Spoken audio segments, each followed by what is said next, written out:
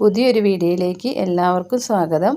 ഇന്ന് നമുക്ക് ഒരു ചക്ക കിട്ടിയിട്ടുണ്ട്. അപ്പോൾ അതിൽ നിന്ന് നമ്മൾ ചക്കച്ചുളയെല്ലാം എടുത്ത് വേവിക്കാൻ എടുത്തിട്ട് ബാക്കി അതിൻ്റെ വേസ്റ്റുകൾ കൊണ്ട് താറാവിനും കോഴിക്കും കൊടുക്കാൻ പറ്റുന്ന നല്ലൊരു തീറ്റയാണ് ഉണ്ടാക്കാൻ പോകുന്നത്.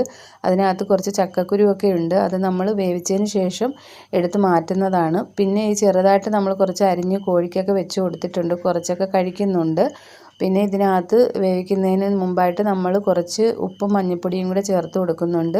ഇത് നന്നായിട്ടൊന്ന് മിക്സ് ചെയ്തിട്ട് വേണം, കുറച്ച് വെള്ളം കൂടി ഒഴിച്ചിട്ട് വേണം നമ്മളിത് വേവിച്ചെടുക്കാനായിട്ട്.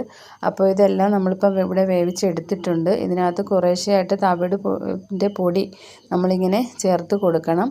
അതൊന്ന് കൈകൊണ്ട് നന്നായിട്ടൊന്ന് ഇളക്കി കൊടുക്കണം. ഇവിടെ മുന്നേയുള്ള താറാവും കോഴികളും ഒക്കെ നമ്മൾ ഇത് തവിടിട്ടില്ലെങ്കിലും കഴിക്കും. പക്ഷേ നമ്മളിപ്പം പുതിയതായിട്ട് കുറച്ച് കുഞ്ഞുങ്ങളെയൊക്കെ വാങ്ങിച്ചിട്ടുണ്ട് താറാവിൻ്റെ. അപ്പോൾ അതിന് വേണ്ടിയിട്ടും കൂടാണ് നമ്മളിങ്ങനെ തവിടിട്ട് കൊടുക്കുന്നത്. പിന്നെ നമ്മൾ ആ ചക്കക്കുരു എല്ലാം ഇതിൽ നിന്ന് മാറ്റി വേർതിരിച്ച് പ്രത്യേകം നമ്മൾ അതിൻ്റെ തൊലിയൊക്കെ കളഞ്ഞിട്ടാണ് കൊടുക്കാറുള്ളത്. അപ്പോൾ എല്ലാവർക്കും ഇങ്ങനെ അവരുടെ പാത്രത്തിലൊക്കെ ആക്കി വെച്ച് കൊടുത്തിട്ടുണ്ട് ഈ തീറ്റ. എല്ലാവരും നല്ല കാര്യമായിട്ടൊക്കെ കഴിക്കുന്നുണ്ട്. ഇത് നമുക്ക് വളരെ ചിലവ് കുറഞ്ഞൊരു തീറ്റയാണ്. ഇത് നമ്മൾ വെറുതെ ചക്കയൊക്കെ കിട്ടുമ്പോൾ ഇതുപോലെയൊക്കെ നല്ലൊരു തീറ്റ കൊടുക്കുകയാണെങ്കിൽ കോഴിക്കും താറാവിനും ഒക്കെ ആരോഗ്യമുള്ള ഒരു തീറ്റ തന്നെയാണിത്. അതുപോലെ തന്നെ നമ്മൾ പഴുത്ത ചക്കയും ഇവിടെ ഇങ്ങനെ കൊടുക്കാറുണ്ട്. ഒരു പാത്രത്തിലായിട്ട് മുറിച്ചിങ്ങനെ അങ്ങ് വെച്ച് കൊടുക്കും. കുറേശ്ശെയൊക്കെ ആയിട്ട് വന്ന് എല്ലാവരും നന്നായിട്ട് കഴിക്കും.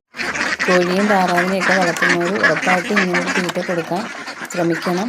അപ്പോൾ എൻ്റെ വീഡിയോ ഇഷ്ടമായിട്ടുണ്ടെങ്കിൽ എല്ലാവരും ലൈക്കും സപ്പോർട്ടും സബ്സ്ക്രൈബും ചെയ്യാൻ മറക്കരുത്. അതുപോലെ തന്നെ സബ്സ്ക്രൈബ് ചെയ്യാതെ വീഡിയോ കാണുന്നവർ ആരെങ്കിലും ഉണ്ടെങ്കിൽ ഉറപ്പായിട്ടും ഒന്ന് സബ്സ്ക്രൈബ് ചെയ്യണം. Okay, thank you.